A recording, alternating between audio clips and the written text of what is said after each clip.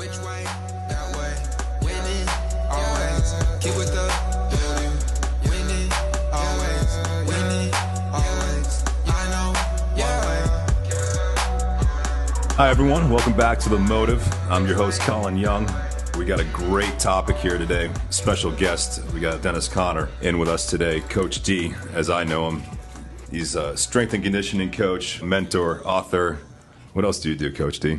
Soon to be gym owner, but now I'm a father, a husband, a big brother, little brother too. Just a guy that has passion for the community, for my family, and I'm just a hard worker really. So whatever title is fine, but man, just a man. Yeah, Coach D is a guy I met probably about a year ago now, actually, at a training facility we both used to work at, and been following along with him on Instagram and social media, and then we got to really know each other and really started to understand what he was all about and what makes him tick. And we kind of had similar ideas and philosophies on mentoring young athletes and building up confidence and structuring their environments where they can succeed and be better people as well as better athletes. Right. What Coach D does is, for me, is what I want Motive Baseball to be all about, and reaching out to the community, building relationships within the inner cities, and helping kids that don't have the means right now or the parental structure to get what they deserve, absolutely, in the training and education and mentorship, really. Yeah. So Coach D right now, he trains out of Trinity Groves in Dallas through his company called Athletic Zone. You want to explain what you're doing with Athletic Zone? Absolutely. So Athletic Zone started actually when I was at the other facility where we met. Mm-hmm. So the concept, the actual program and things of that nature has already been into play. We're able to actually have a location where we can bring, like you said, those inner city kids too. I mean, we're right there in an area that's like, it's on the up and up. We have a great plan for the next 10 years. It's great, but at the current moment, there's still families there, young athletes, people in general that don't necessarily look at health and fitness the way that some others do because they don't have the opportunities. So that it's not even a thought. There are some other companies or nonprofits that came in with the Mercy Street program with Texas Rangers and so forth, but they only provide a facility. They don't provide coaching. So, we're bringing facility and coaching to the community. This past Saturday, we were able to feed over 500 people. Not only feed them, we got them interacting and having fun with fitness, just, moving and living. Of no cost, obviously, to them at that point, but we're bringing that to them long term at a price point they can afford.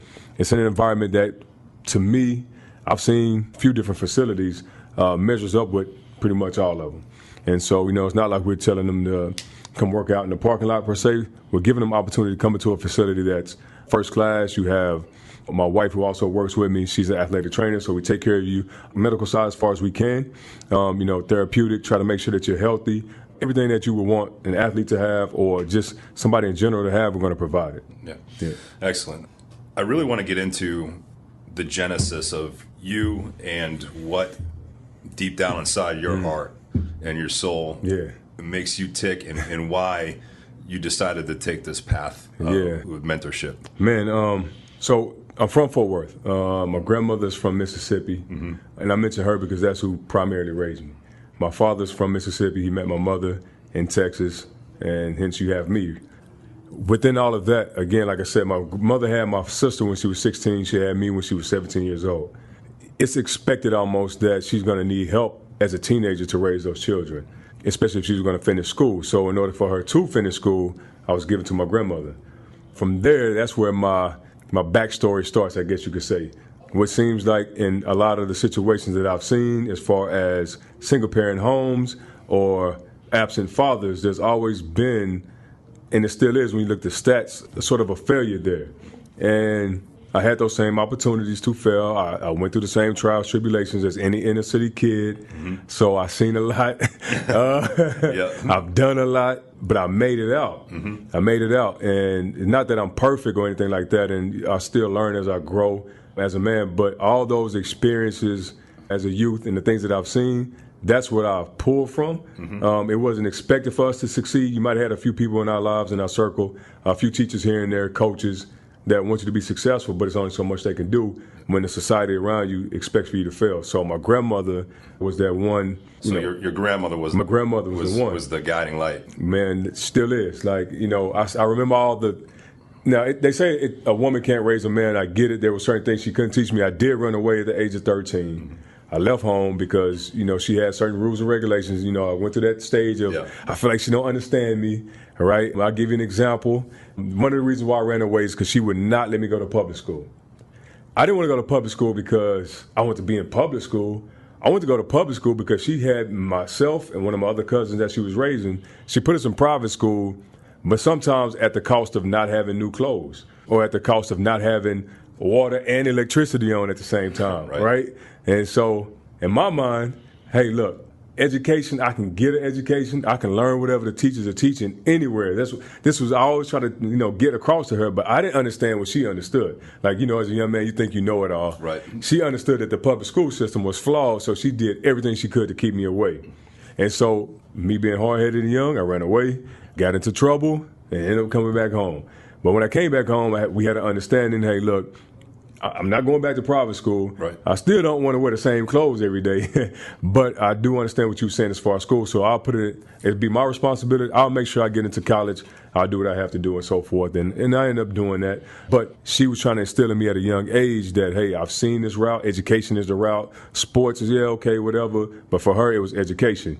And she learned that the hard way, coming up when they, got hosed down for trying to go to better schools or whatever the case is. So she actually lived and paid the price for me to be able to do it. So in her mind is education first.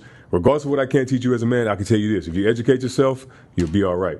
And even though I give her a little bit of fight, a little bit of pushback, I end up adhering. She played both roles in your life as father and mother. It's hard to say father, but she definitely played. Right. She was the stern one because she was the only one. And she was also the loving one because she was the only one. So, yeah, she, I won't say she played necessarily a father because I think now me being a father, I know certain things that she couldn't teach me because she's not a man. So there's some things she just missed because she's not a man. But that falls into my father. Right.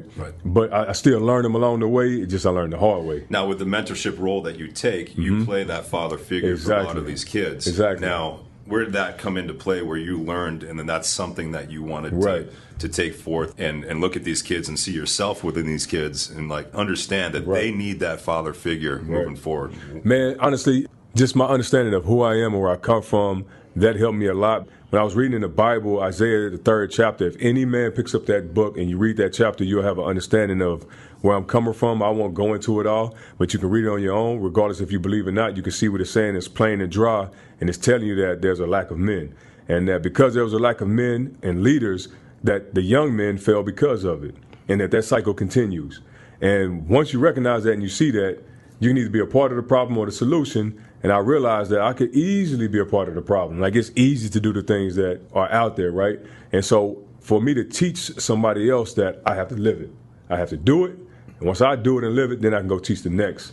And so talk the talk and walk the walk. There you go. Right. And so, I think everybody's had a point in life where maybe you were a hypocrite, you believed something, but you were doing something different. Whether you might believe in being faithful to your wife, but you didn't. You just were not disciplined at the time. But when you get to the point where you are disciplined, now I can teach my son, you're supposed to be this way with your wife, and so forth and so forth. Likewise, me being a mentor to the kids, I can mentor them now because I've been mentored, I've been through a lot, I've seen a lot, and so I have a lot to offer them to help them to actually give them advice. So it's not just me coming and talking to them just to relate to them about sports or whatever. It's real life issues that's going on, especially inner city kids.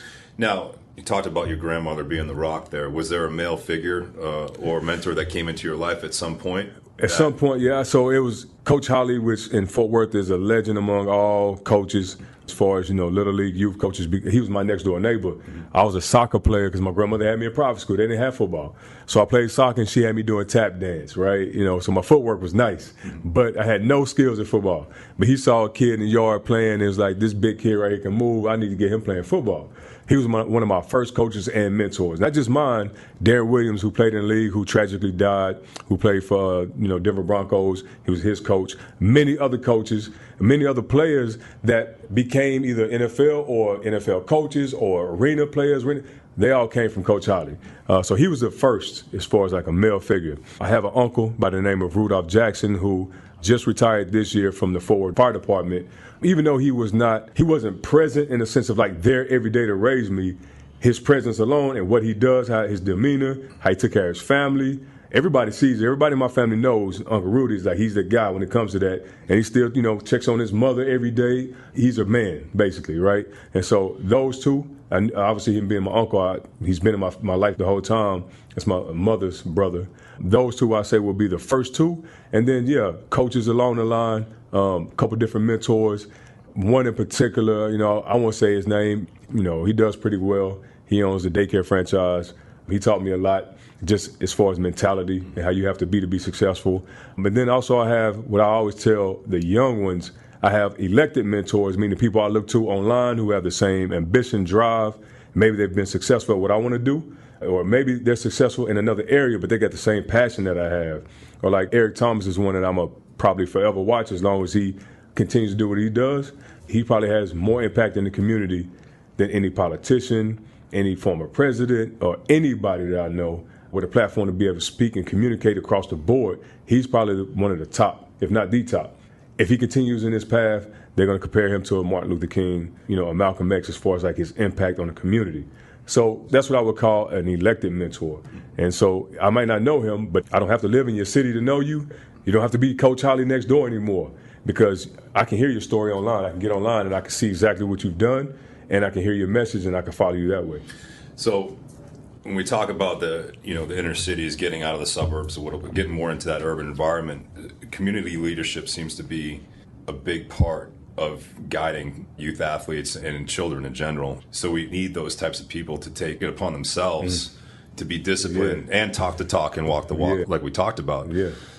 What's in it right now for you where you have that drive, you have that need? What makes you tick with that right now? It's easy and it's simple. I get to be a servant. It says, let the greatest among you be servants. So if I'm going to consider myself to be great, not just in my community, but in life and in the world, I got to be the best servant that I can be. Because if I can do that, that means somebody else is going to see it and it's going to get replicated. Then that way I know I'm leaving my community or whatever it is I put my hands on in somebody else's hands that has the same ambition and drive. And so I think for me, it's just knowing, right, like having the awareness, there's a need. Like I get it because I came up in the inner city, so I know that there's a need. Am I going to be the one that just sit back and say there's a need and then just go about my life? Or there's a need, what can I do? And when, I don't know if you saw Beto that's running for state senate came to the gym, everybody's asking, do you vote? Have you registered to vote? Right. And I always give everybody the same answer. Vote yes or no. Whether I do or not, the one thing that I will do is be active in my community. Right. I don't need to vote to do that. So the same time you spent this one day standing in line, I've spent many days in the community serving to make sure that whatever it is I see the issue is getting taken care of. And I think if a lot of us had that mentality, a lot more totally gets done. agree with that. I think what we need more of, whether it be inner city, suburbs, rural areas, we need more people to be involved. Right. Yeah. So inner city is just where that's where I'm comfortable. Yeah. It could be in a rural. It could be. There's issues everywhere. It doesn't matter where it is. It might be different issues with different tax brackets, but there's issues. So if it was in a place that average income is like Allen, average income is 80-some thousand, right?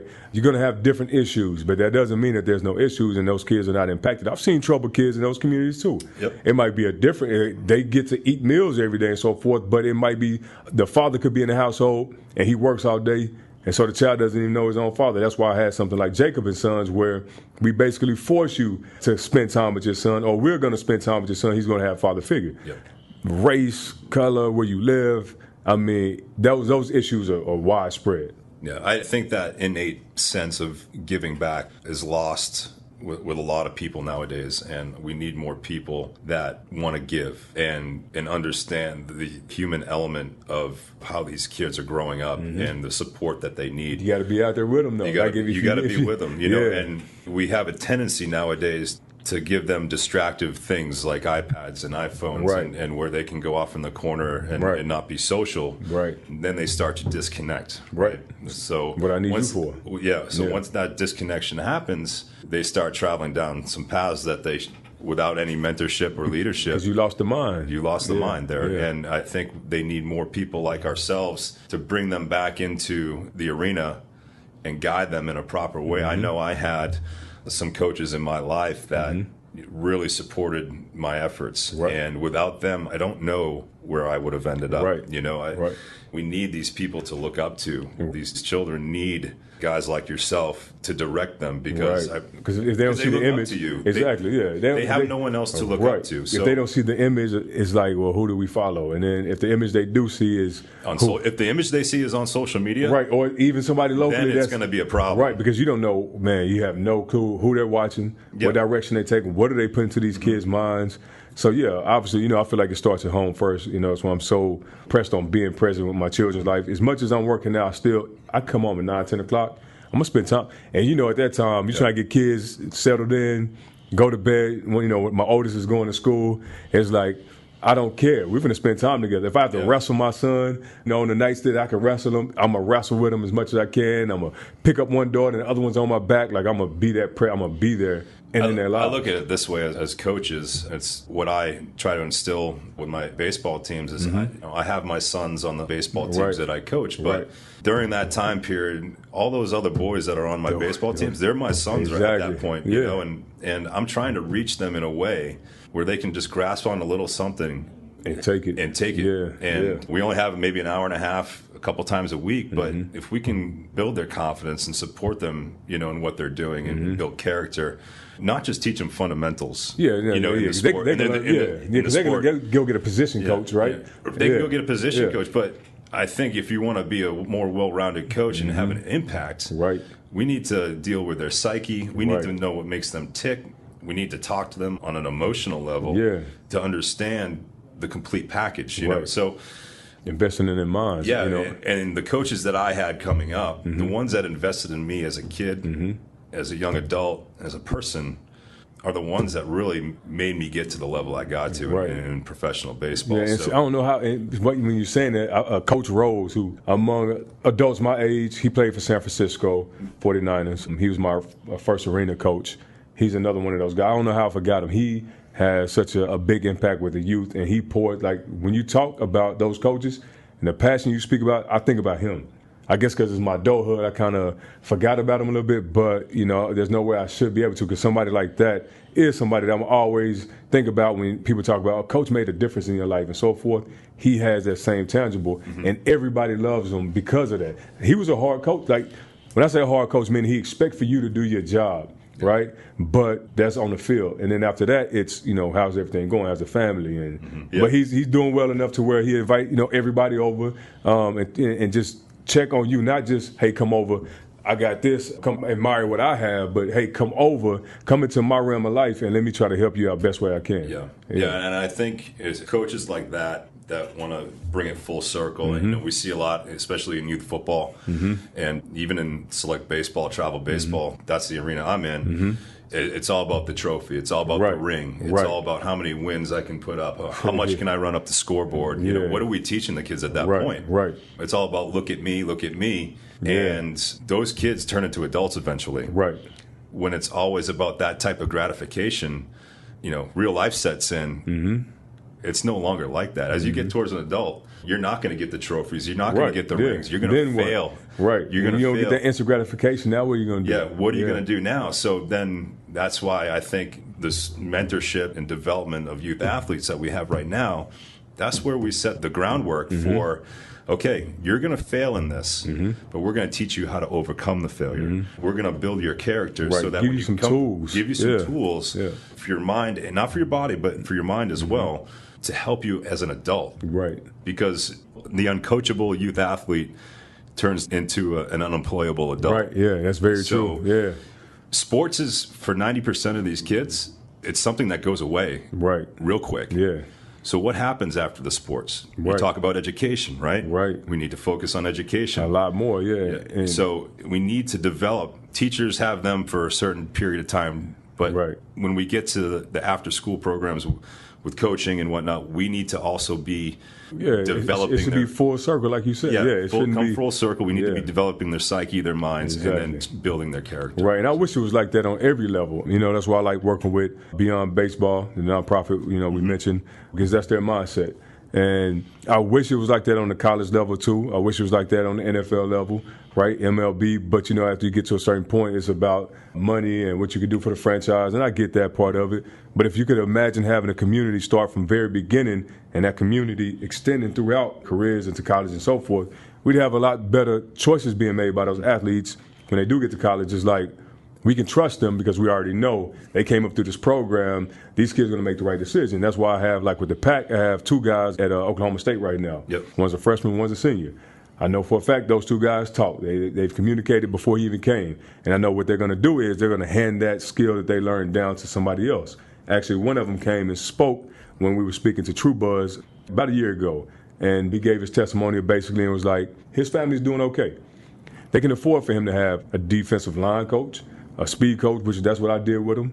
You know, he had all these different tangibles. The kids we speak to don't necessarily have it. But since he has the knowledge, he has the mindset, this is a young man. He's, 19 now? He already knows, I got to give back. I got to help. Somebody out here doesn't have what I had. Before he even makes it to the pros, before he even becomes a full-grown man, right? He's a young man. Yeah. Before he already has a mindset of let me help and let me serve. If we could instill that in more kids and so forth, man, it'd be a different platform. It'll be more of a real brotherhood, and people. Well, in that sense, we're creating the future leaders. Exactly. To take over that role. Exactly. You know, exactly. So what I see a lot of is, you know, especially in athletics, is we build them up to get the scholarship. Right. What happens when they don't get the scholarship? Exactly. Where do they turn? Right. And that could go many ways. They could go many ways, And you know. So it's a difficult situation, but we need to have those teaching moments before that so we can get out ahead of that. Exactly. That's what the P.A.K is about. So I gave this analogy. I heard the analogy one time, and it stuck with me forever. So I remember speaking to the kids, and I was asking them, you know, which animal is stronger, the tiger or the lion? Mm-hmm. And most people automatically assume the lion because he's the king of the jungle. But he's not. It's the tiger. The tiger's bigger. He can swim. He can do a lot more than a lion can. I think he outweighs him by 200-plus pounds at minimum. Not even a battle. The tiger wins every time. But you see the lion as the king, and it's not really because it's just his own tangible, but it's because of that pack that he has and how they hunt together, everything they do together. And so that goes back to my mentality with the young athlete I was speaking about. If we had more of those, it's almost like a fraternity in the sense that we're going to take care of our brothers versus you go to college to a fraternity, they got you up drinking late at night, got you washing clothes and doing all kind of crazy stuff, right? Versus having a pack, a fraternity of brothers that are like, you're a freshman, you need to come in, put all the other stuff aside, focus on school. Like, that's what we need. And that's what my mindset is. And it's like, okay, let's get them at an early age. And the more we can get, the more we can create, and the better off they'll be. Yeah. So going towards the athletic zone, talking about what it is that you do and your strengths are as a speed agility coach, strength and conditioning, what type of programs are we working with down at Athletic Zone in Trinity Groves right now where youth athletes and kids can come in and do their work? Yeah, so for kids, yeah, we do program, and I try to do my best. In the sports world, sports performance world, we have what's called long-term athletic development. And you don't specialize children at a young age in a certain movement because you get injuries. So we want them to have a variety of different movements. So whatever sport they end up choosing, they'll have the tools to do it. If not, then you're limiting those children. So it's basically with the youth, it's a variety of different movements. We just program it in certain ways, whether it be plyometrics or upper body push, pull, whatever it is. But we do it in a sense where they can have fun, they can move. And it's not as regimented as it would be for like adults. It's a little bit different. I really like that theory because what you're creating athletes. Exactly. Right. You're exactly. Understanding how to use your body, control your body, and that's what makes better players. Exactly. And it relates across all sports. Right. So I see a lot of kids nowadays, they want to train baseball specific. Right. There's no such thing. Right. The better athlete you are, the better you're going to be. The better athlete you are, yeah, the better player you're going to be. Yeah. The easier it's going to be when we work on mechanical and fundamental stuff on the baseball side. You need to be a good athlete first. Right. Because I could work with you mechanically all day. Right. But if you don't have any core strength, then you don't have any leg strength. Right. It's like, hey, you got to go back and start all over, right? Let's go backwards now. You know, Yeah. I'd rather you train on some of that other stuff. Exactly. You know, build yourself as an athlete Right. before we try to put you into some type of pitching mechanics. Right. Yeah. You know, I get a lot of kids that come in, I'm a pitcher, right? Okay. Can you throw? Right. You know, they don't even have proper throwing mechanics. Right. Yeah, So but yet they're pitching, right? but yet they're Yeah, pitching. So yeah. let's take a step back. Right. Let's learn how to throw. Right. and then we can talk about pitching. Yeah, because which is a little bit more control. Pitching are two separate things. Right. If you can't even get the gross motor skills, right. You're talking about fine tuning. Okay, it's going to be a problem. And we talk about core strength, which is so important. It is. That's pitching. One of my top across the board fighters, wrestlers, football, basketball. It doesn't matter. Core is more like. I guess one thing I'm known for among my athletes. We tend to. You think baseball while I'm throwing. Yeah, you right. You tend to think, well, it's all shoulder, arm strength, right? No, everything is generated from the ground force. It all comes up through your legs and your core. Right. Your arm is just along for the ride. Right. So when we talk about pitching mechanics and throwing mechanics, it all starts with the feet up through the legs and into the core. So creating the complete athlete is what we need. Setting the foundation and getting that message out to parents where I'm spending $80 on a pitching lesson right now when Johnny should be actually be training. Yeah. He needs to put more tools in the toolbox. Yeah. There's a reason why professional baseball teams, they'll draft athletes. Yeah. Guys that have never played baseball. Wow. Good example is back in 2000 when I was with the Colorado Rockies, we drafted Michael Vick.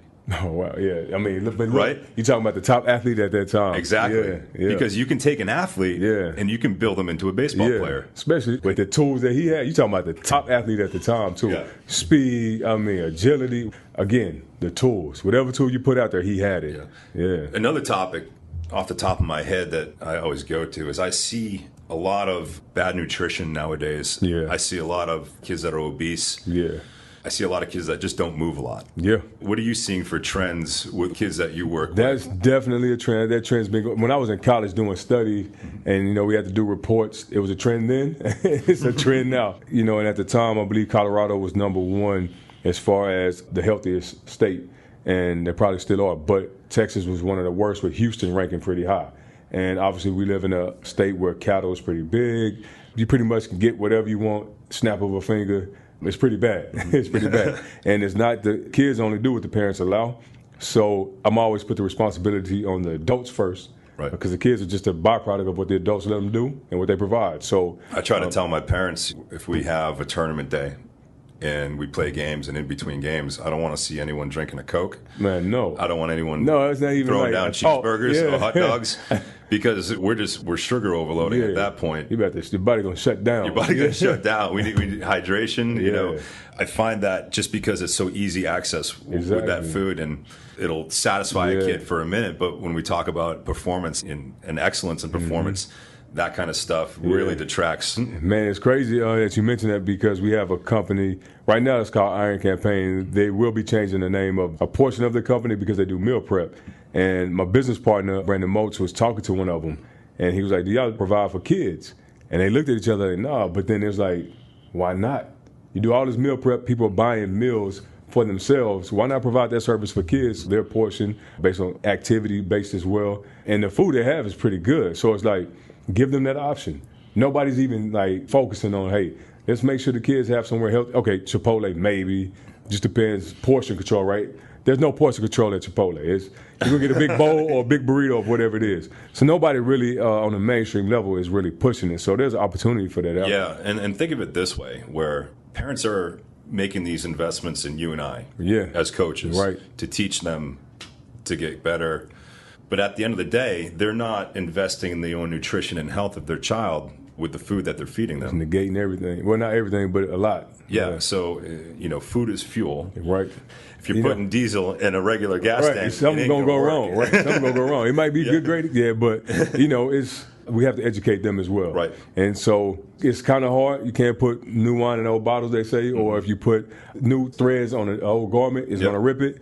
So sometimes it's hard to get to them, but if we can reach the youth, at least give them options, and then not make it bland. Like, they're still young. Yeah. Still that goes to us, even as a role, educating. Right, exactly. As coaches, like say, hey, the Snickers bar and the Gatorade, don't do it. Not going to work. Yeah. At least try to be disciplined. I think that's the hardest part, is the discipline, because they might in front of you, Coach, I got my carrots, I got my celery, right? Yeah. I got me a smoothie, and then go home, you put up the pillow, and they got gummy bears or whatever else they eat, right? So being disciplined, I think that's the main thing. If you can teach them that across the board, whether it be eating, whether it be in schoolwork, whatever it is, just be disciplined. I think that set them up for success. Talk about the range of athletes that you work with right now. We know you work with the youth community, but beyond that, talk about some of the athletes that you have. I mean, NFL players. I've worked with a few over the years, and like I was telling you, I did get an offer to partner with MJP to come do their NFL combine training, and also I've worked with pro MMA fighters, pro boxers, baseball, just across the board, USA sprinters. I mean, just pretty much any athlete you can name. I've even had swimmers. I had a soccer player from UT. I mean, I've had a lot of different athletes. So, and that's why I say I'm trying to give them tools, because these are all different sports. Right. Have nothing to do, I mean, swimming, soccer have nothing to do with each other. One primarily upper body, one primarily lower body, but we develop athletes. So it doesn't matter what age, gender, or sport, we're able to work with them. Yeah. So there's, across all spectrums of sport, there's similarities in creating that whole athlete. Yeah. So when I see an athlete, I see, first when they come to me, I see imbalances first. I had a guy last night getting ready for a big fight. Man, I mean, we did 2 simple movements, and basically he was broke down because he doesn't move fluently yet. And so I don't have to necessarily be old school and say, hey, we're going to get under the squat rack and throw up some weight and try to get you stronger. That's not necessarily going to work. Where are you weak at? Because I already know your strengths. Let's find your weaknesses, strengthen those, and then we can continue to grow from there. So everybody has different imbalances, and that's, as a coach, when you can identify that, it gives you the opportunity to work with more people. Not just athletes, more people. Yeah. Recently, I had somebody come in who was dealing with plantar fasciitis, which ended up being an even worse case because I guess it went on so long. I was able to help her. She's not an athlete. She's a former athlete, but right now she just works out for life. And so, we were able to get her in, assess her, find out the issue, and then start to work on the plan. Yeah. So, my son Shay, you put that video about why do your heels hurt? Yeah. So I was like, well, that's amazing that you put that out, because after the last tournament on Sunday, my son Shay was like, Dad, my heels are killing me. Those calves, So does he play catcher?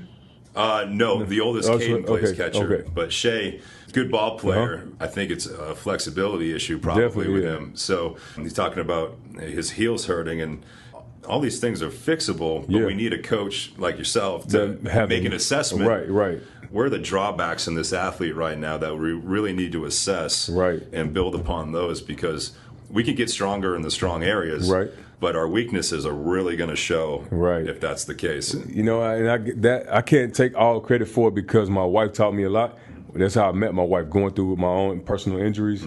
She was a student teacher at the time when I was in college or university. And that's when I really started to look into the health aspect of it, not just the grunt of it. And so she taught me a lot. And then I became a licensed massage therapist as well. That helped me dive in a little bit more, because, again, now you're talking about holistic health. You're not just thinking about sets and reps anymore. You're thinking about the total body. And so I think that advantage helps me. I might not have every certification under the sun as far as being a strength and conditioning coach, but I do have other things that other coaches don't have as well. Not many strength coaches go out and get a licensed massage therapist license. Not many coaches actually sit and study under an athletic trainer to learn the different modalities and things they do to help athletes recover or even prehab. So I think as coaches, if we can put those, again, if I tell my athletes to have a lot of tools, I need a lot of tools too if I'm going to be a better coach for you. So I want all those tools to help me. I don't necessarily have to be the highest ranking CSCS or whatever, or I don't have to be the highest ranking USAW, although I have the certification. I don't have to be the highest in that. I just need to be the best I can for my athletes. The more knowledge I have about how the body works and things that I can do to help you, like I talked about earlier, as far as society being a servant, I see the same thing likewise as a coach. I'm here to serve you to help you get better. And so if I can do that, I will. And just growing your knowledge based on how the body works, and like you talked about the nutrition, you give your athletes opportunities to succeed. Yeah. So I think the common theme of what we talked about is giving, between the two of us, we have knowledge. We reached elite levels in what we do. It's our opportunity and our obligation to share that, to give back, and to build youth athletes in the proper way. Give them their information where they can be successful and take it upon themselves to move forward with it. We give them the foundation, and I think if we had more people out there like that, absolutely, especially in the coaching arena, where, look, those wins and losses as a coach, they don't go on your resume anywhere. Like, I don't need to put wins and losses on my resume as a coach. Right. What I want to see is that I took Johnny from the age of 12. I built him up to the age of 18, and Johnny's going to go play college baseball and get it paid for. Right. And then give back to society. And giving back to society. And that maybe I helped just a little bit to make him a better person. That's the reward for me.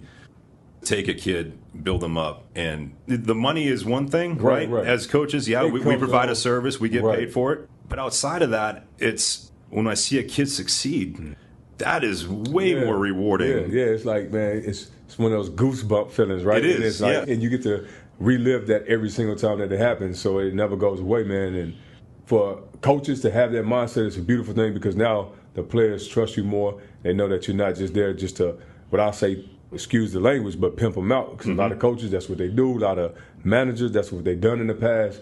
And that's not what we're about. And we've seen it, and so we understand that their element is out there. We're going to protect you from it best we can, still help you be successful. And like you said, yes, money comes with it, but we're doing what everybody should do, what you would think everybody. We don't want to be looked at in a Don King type of aspect or whatever the case may be. We want to look at like we're real caregivers. And we might not be nurses, we might not be first responders, but we are with these kids primarily more than anybody, more than teachers. Once they graduate a class, they move on. They're still with you as a coach. Yeah. I had a college kid text me the other night saying he got named #1 starter going into the spring for his college baseball team as a pitcher. Right. And how grateful he was for the work that we put in and whatnot. And I told him when I first met him, I said, if you want to put the work in, this is the plan we need to follow. This is what we need to do. And he stuck to it. Was disciplined enough to carry the things over into Arkansas, the college that he goes to, and keep working at it. It was just a proud moment, you know, and just what else can you ask for? What else do I want out of it? No. I said, what's your goal? Right. Let's work to that goal. Okay? If it happens, then we've done our job. If it doesn't happen, we keep working. Exactly. We keep plugging away. So, but to get that text, that's the gratification in what we do. And see, that's not that instant gratification that everybody looks for. Because that takes time. Right. Yeah, it takes time to build. It could come 2 years from now. Yeah. It could come in the form of a phone call. Hey, Coach Young, Coach D, thanks for what you did for me. I'm going to take these lessons that I've learned. I'm going to try to help others. Exactly. I mean, I had a good story with a kid, Chris Hawkins. He goes to MSU, and he was one of the highest recruited DBs coming out of Mesquite. I believe he was supposed to go to Oklahoma State. He had some other options, but he had an injury the spring of his senior year, I believe it was. Going into his senior year. And didn't get to play. So lost a lot of scholarship opportunities and so forth. Ended up getting a scholarship to MSU, but it was kind of depressed a little bit. Hopefully he don't mind me telling his story. He knows I love him. So he came in, dropped foot just like Smith for the Cowboys. So he didn't have any feeling in his foot, and you could just kind of tell the mindset was, if I make it, I make it. If not, whatever. Or he never really said it. It was either that or I need something to work because I'm ready to get back after it.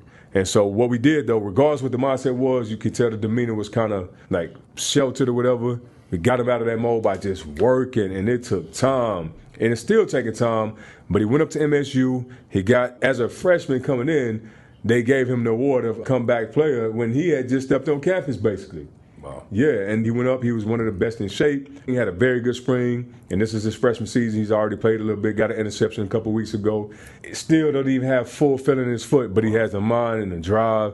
And, like, even though he's not even at his best just yet, like you were saying, he got to the point where he's out there competing with what everybody else was fully healthy. He's out there just basically going off of what he has, and he's still able to compete. And I know he's still got more to go. Yeah. And so it's stories like that when it's like, the work was worth it. Regardless of the headaches and the struggles and the battles, the work was worth it. That's awesome. Yeah, that's an awesome story. So I think the opportunity here from coaches out there, if you're listening, take the time, get to know your athlete. Absolutely. Build up their character. Do the right thing as a coach and connect emotionally with these kids. Yeah. And you'll see even greater success with your training and your coaching. Fight a lot harder for you. Yep. Yeah. So I want to give Coach D a shout out on some social media platforms here on Instagram. If you're on social media, if you're on Instagram, follow @CoachD_mentor and @AthleticZone214 on Instagram. He puts up a lot of great content, puts some educational pieces, some motivational pieces up there. Also, Coach D wrote a book. It's called As a Man Thinketh.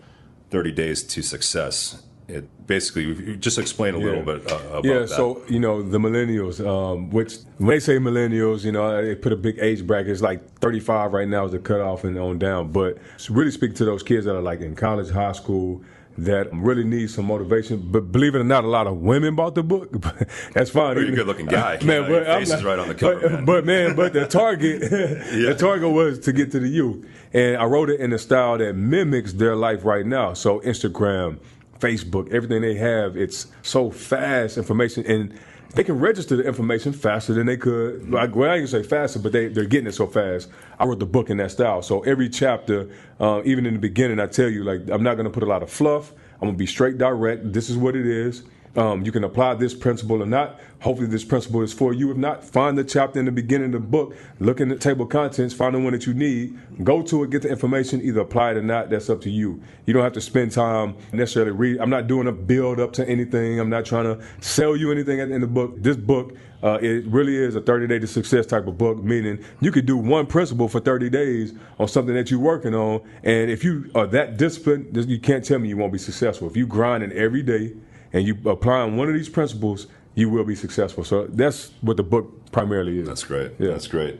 I want to thank Coach D for being here today. Appreciate it. Thanks for having me. Really great information. Keep doing what you're doing, man.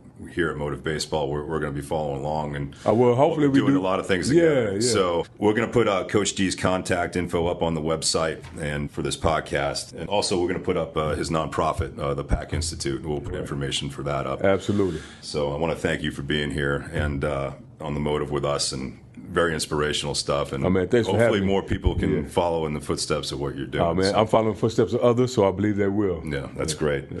All right, well, that wraps up the show today. I want to thank you for joining and listening. As we say on the Motive here, find your passion, build up your community, and find what it is, the motive in your life that makes you tick. So everyone have a great night. Thank you.